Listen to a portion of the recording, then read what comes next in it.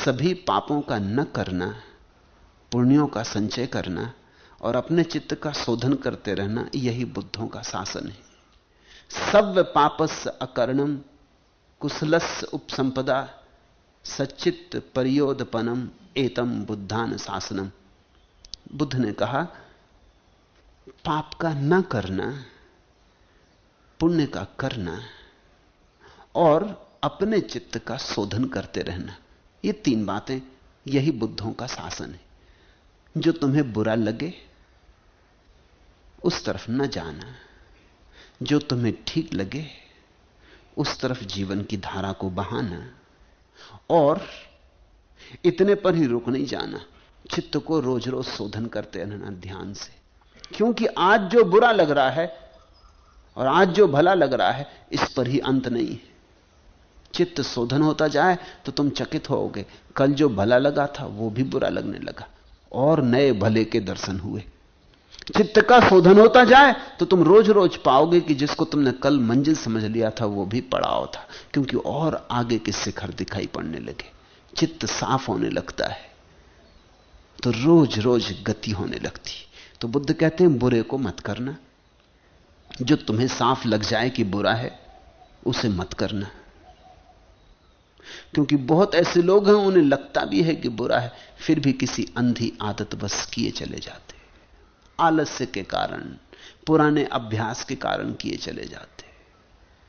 वो मत करना, आदत को तोड़ना और जो ठीक लगे वो करना। बहुत ऐसे लोग हैं, जानते हैं ठीक क्या है, एहसास होता है कि ठीक क्या है, कभी कभी साफ झलक मिल जाती कि ठीक क्या है, फिर भी नहीं करते, क्योंकि कभी किया नहीं है, इसलिए अभ्यास नहीं है। तो ये बुरे और भले के बीच ख्याल, और जो सबसे महत्वपूर्ण बात है, अपने चित्त का शोधन, सचित्त परियोदपनम। अपने चित्त को रोज सोचते रहना, क्योंकि इसी चित्त से तुम्हें पता चलेगा कि और भला क्या है, और भला क्या है। यहां शिखर के ऊपर शिखर हैं, द्वार के बाद द्वार हैं, रहस्यों के बाद रहस्य हैं। तुम्हारे पास जितना शुद्ध चित्त होगा उतनी ही तुम्हारी दृष्टि साफ होती जाएगी। और उसी दृष्टि को बुद्ध ने कहा कि मेरा शासन मानना, यही मेरा उपदेश है। तितिक्षा और शांति परम तप है। बुद्ध निर्वाण को परम कहते हैं। दूसरों का घात करने वाला प्रवजित नहीं होता है और दूसरों को सताने वाला श्रमण नहीं होता है।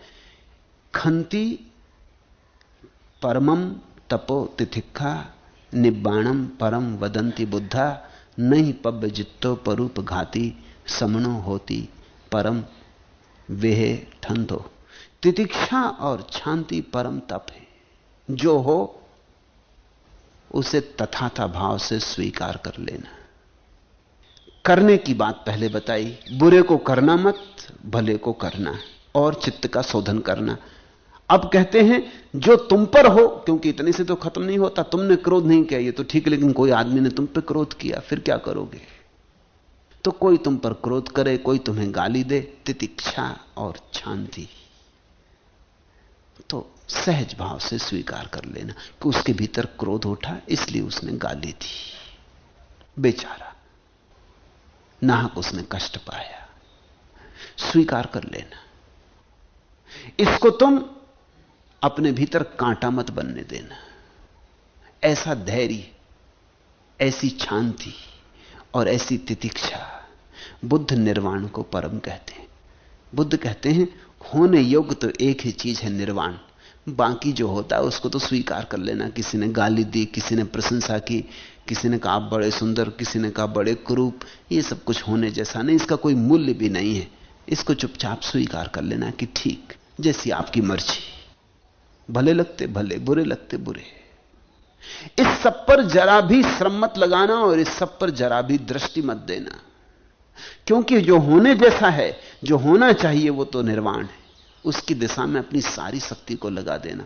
दूसरों का घात करने वाला प्रवचित नहीं होता है, और अक्सर लोग दूसरों का घात करने में अपनी शक्ति लगा रहे हैं। कोई किसी को मार डालना चाहता है, कोई किसी को हराना चाहता है, कोई किसी को पद से गिराना चाहता है, कोई किसी को पीछे कर देना चाहता है। दूसरों में उत्सुक है, अपने में उनकी कोई उत्सुकता ही नहीं। दूसरे का घात करने वाला प्रवज्जित नहीं होता। प्रवज्या का अर्थ है सन्यास। सन्यासी वही है जो कहता है मैं अपने निर्वाण की खोज कर रहा हूं, मेरे निर्वाण का किसी दूसरे से कोई लेना देना नहीं, कोई प्रतिस्पर्धा नहीं। तुम जिस पद पर हो मजे से रहो, तुम्हारे पास जो है तुम मजे से भोगो, तुम जैसे हो ठीक, ये तुम जानो, इसमें मेरा कुछ लेना देना नहीं। सन्यासी का अर्थ है जिसकी दूसरे से प्रतिस्पर्धा नहीं, जो किसी तरह की ईर्ष्या में नहीं है। लेकिन अक्सर हमारी हालतें उल्टी हैं। हम दूसरे को मिटाने में अगर खुद भी मिट जाएं तो कोई फिक्र नहीं। मैंने सुना है एक आदमी ने बड़े दिन भक्ति की, परमात्मा प्रसन्न हुए और उन्होंने कहा मांग ले। क्या मांगता? लेकिन एक बात ख्याल रखना, जो तुझे मिलेगा तेरे पड़ोसियों को दुगना मिलेगा। उस आदमी की छाती बैठ गई।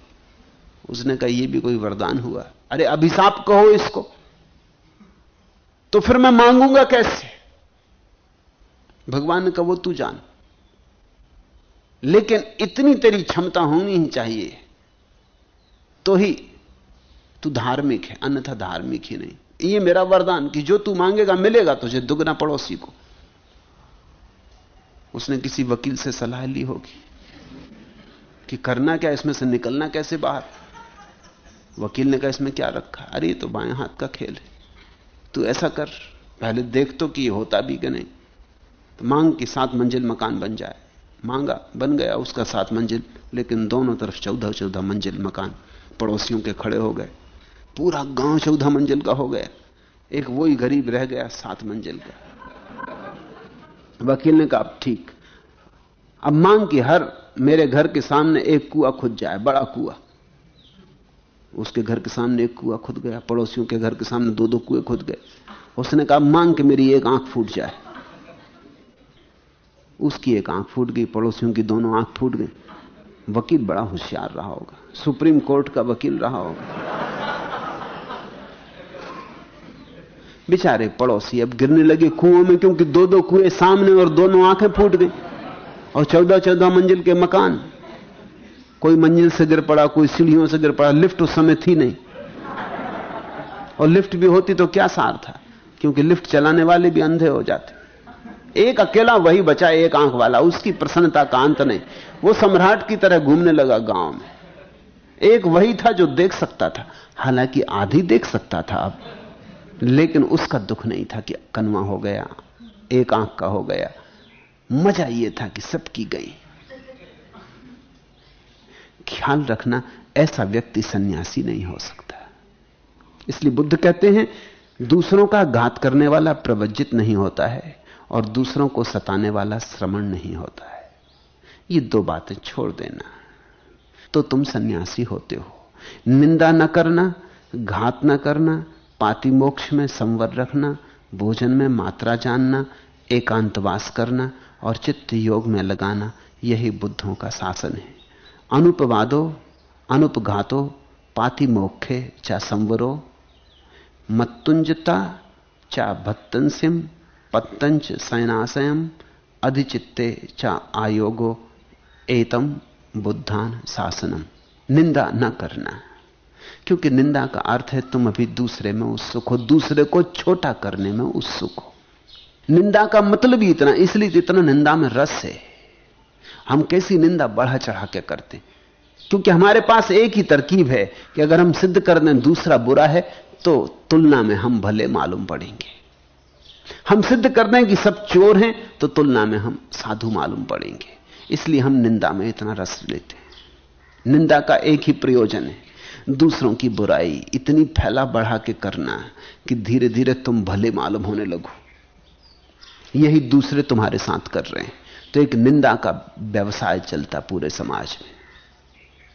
निंदा न करना, क्योंकि संन्यास्त प्रवर्जित भिक्षु जो हो गया, अब उसकी आकांक्षा अपने को उठाने की है, दूसरे को गिराने की नहीं है।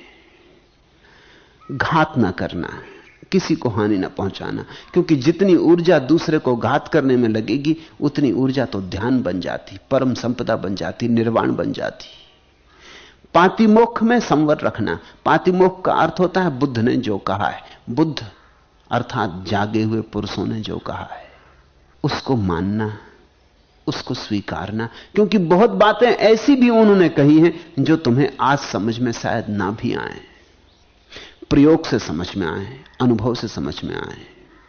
उन पर प्रयोग करके देखना, प्रयोग बिना किए निर्णय ना लेना, हां या ना कुछ भी नहीं, जिसको वैज्ञानिक हाइपोथेसिस कहते हैं कि कोई चीज की परिकल्पना। किसी ने कहा कि कमरे में कुर्सी रखी, हमने कहा कि ठीक है, खोजने की दृष्टि से मान लेते हैं, मान नहीं लिया कि कुर्सी है, लेकिन खोजने की दृष्टि से मान लेते हैं, हाइपोथेसिस। अब हम कमरे में जाकर देखेंगे, अगर पाया कि कुर्सी है तो जो परिकल्पना मानी थी वो सत्य हो गई, अगर पाया कि कुर्सी नहीं है तो जो परिकल्पना मानी थी वो असत्य हो गई। लेकिन इसका नाम विश्वास नहीं है। हाइपोथेसिस का इतना ही मतलब है, प्रयोगार्थ स्वीकार कर लेते हैं कि ठीक है। तो जो बुद्ध पुरुषों ने कहा है पातिमोक्ष, जो जो उन्होंने कहा है उसमें सभी तुम्हारी समझ में आएगा भी नहीं, क्योंकि तुम्हारी समझ सारी चीजों के अनुभव से भरी भी नहीं है। तो विश्वास की जरूरत नहीं है, प्रयोगार्थ स्वीकार कर लेना, भोजन में मात्रा जानना। बुद्ध को यह बात बार बार कहनी पड़ी, भोजन में मात्रा जानना। उस समय यह बड़ा भारी सवाल था। एक तरफ लोग थे जो खूब खाए जा रहे थे, जो सदा से हैं, और उस समय एक और पागलपन पैदा हुआ था, दूसरी तरफ लोग थे जो उपवास किए जा रहे थे। इन दोनों ने आदमी को विक्षिप्त कर रखा था, या तो ज्यादा खाने वाले लोग या न खाने वाले लोग। ज्यादा खाने वाले लोग शरीर को मिटाए ले रहे थे और शरीर के साथ मूर्छित हुए जा रहे थे, न खाने वाले लोग शरीर की हत्या किए दे रहे थे और ऊर्जा इतनी क्षीण हुई जा रही थी कि ध्यान का कोई उपाय न था। तो बुद्ध हर चीज में मात्रा के लिए कहते हैं कि मात्रा जानना, मध्य में रुक जाना, अति मत करना, अति सर्वत्र वर्जयेत, एकांत वास करना, और जहां मौका मिले, जैसी सुविधा बने, वहां अकेलेपन को खोजना। क्योंकि तुम्हारे भीतर जो पड़ा है, जब तुम अकेले होगे तभी उसे देख पाओगे। दूसरे की मौजूदगी